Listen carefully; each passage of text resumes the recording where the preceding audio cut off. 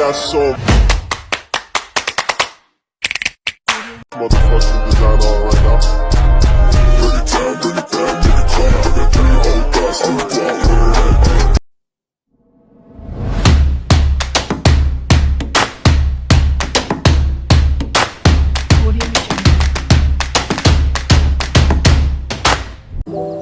Halo semuanya, perkenalkan nama saya Mayesti Widiawati. Saya merupakan mahasiswi dari Program Studi Pendidikan Administrasi Perkantoran FKIP UNS.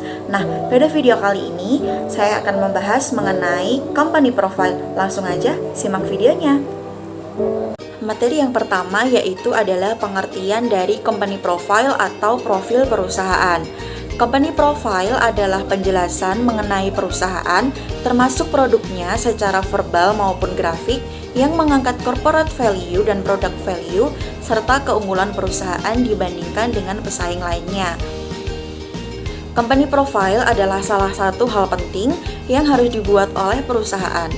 Tanpa adanya company profile, mungkin klien atau pengguna tidak akan mengetahui secara detail informasi perusahaan yang dibangun, apa produk yang ditawarkan, dan lain sebagainya. Secara tidak langsung, company profile ini berperan penting dalam menarik perhatian para pelanggan terhadap perusahaan. Materi yang selanjutnya yaitu adalah fungsi dari company profile. Fungsi yang pertama yaitu sebagai media pemasaran. Profil perusahaan atau company profile yang berkualitas memang bisa menciptakan kesan pertama yang positif. Namun, itu saja tidak cukup. Kesan pertama dari calon konsumen juga harus bertahan lama. Maksudnya adalah calon klien akan selalu mengingat bisnis yang ditawarkan lewat profil perusahaan atau melalui company profile. Untuk itu, desain company profile harus dibuat lebih menonjol, mampu menjangkau lebih banyak target, dan mudah diingat oleh para klien. Lagi pula, fungsi utama dari company profile ini adalah sebagai alat pemasaran yang efektif dan efisien.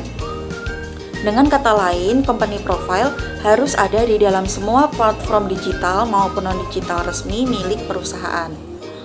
Fungsi yang kedua yaitu sebagai brand awareness dan kredibilitas. Ketatnya kompetisi di dunia bisnis tentunya membuat setiap brand ingin menjadi yang paling unggul. Dengan memiliki profil perusahaan atau sebuah company profile, brand akan jauh lebih dikenal oleh para calon klien. Profil yang kuat juga akan membantu dalam memperoleh kepercayaan dari calon klien.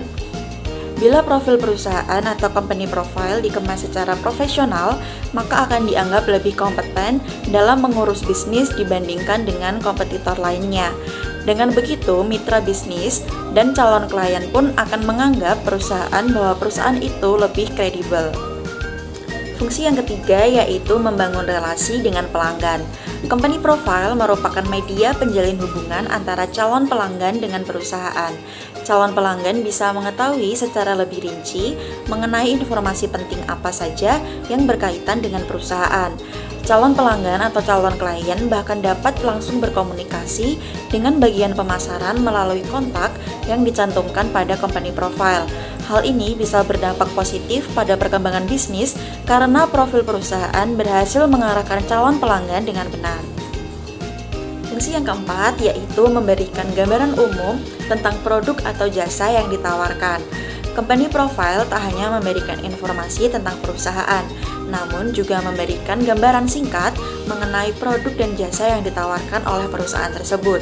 Dengan kata lain, company profile berfungsi sebagai jendela untuk memahami lebih lanjut tentang bisnis yang dijalankan. Bila dirancang secara inovatif dengan konten yang menarik, calon mitra bisnis dan konsumen jelas akan lebih melirik perusahaan untuk menjalin sebuah kerjasama. Materi selanjutnya adalah kerangka company profile. Maksudnya di sini adalah hal-hal apa saja yang harus ada di dalam sebuah company profile yang baik. Kerangka yang pertama yaitu adalah cover depan. Cover depan sebuah company profile biasanya berisikan nama perusahaan dan logo perusahaan. Kerangka yang kedua yaitu daftar isi. Dengan banyaknya lembar halaman yang ada di sebuah company profile, sebuah perusahaan wajib mencantumkan daftar isi agar kerangka informasi yang akan dibagikan bisa dilihat dengan mudah tanpa harus membuka halaman satu persatu. Kerangka yang ketiga yaitu sejarah, deskripsi, dan struktur organisasi dari perusahaan. Pada tahap pengenalan perusahaan, bisa mengisinya dengan sejarah berdirinya perusahaan dan bidangnya, latar belakang berdirinya perusahaan, lengkap dengan pendiri dan struktur organisasi perusahaan. Secara tidak langsung, pembaca akan merasakan perjalanan bisnis perusahaan yang masih berdiri kokoh hingga saat ini. Tak lupa, buatlah pilihan kalimat yang tepat agar nyaman untuk dibaca. Kerangka yang keempat yaitu adalah visi dan misi perusahaan. Visi dan misi adalah hal yang wajib dicantumkan dalam sebuah company profile. Tulislah secara rinci tujuan perusahaan, strategi, dan komitmen dalam bentuk visi misi untuk menunjukkan bahwa perusahaan tersebut akan melakukan yang terbaik dalam segi apapun. Kerangka yang kelima yaitu produk atau jasa perusahaan. Pada bagian ini, perusahaan wajib mencantumkan produk atau jasa agar diketahui oleh para pembaca. Deskripsikan nama, kegunaan, spesifikasi, keunggulan, dan penjelasan detail tentang produk atau jasa lengkap dengan gambar yang bisa terlihat dengan jelas. Kerangka yang keenam yaitu kelebihan perusahaan. Di dalam company profile bisa mencantumkan kelebihan perusahaan agar pembaca tertarik untuk membeli produk, menggunakan jasa, atau bekerja sama dengan perusahaan. Kerangka yang ketujuh yaitu pencapaian perusahaan, portofolio, dan sertifikat. Penulisan pencapaian, portofolio, dan sertifikat perusahaan wajib ditulis dalam company profile agar mitra bisnis tertarik dan percaya dengan perusahaan.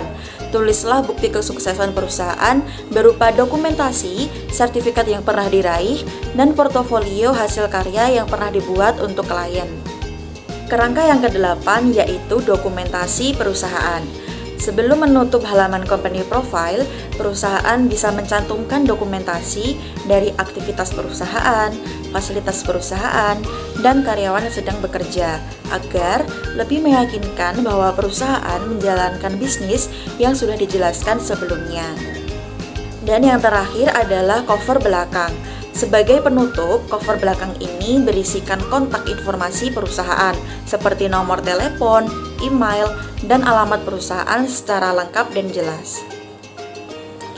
Nah, itu tadi penjelasan mengenai company profile dari saya. Kurang lebihnya saya mohon maaf. See you on the next video. Bye-bye!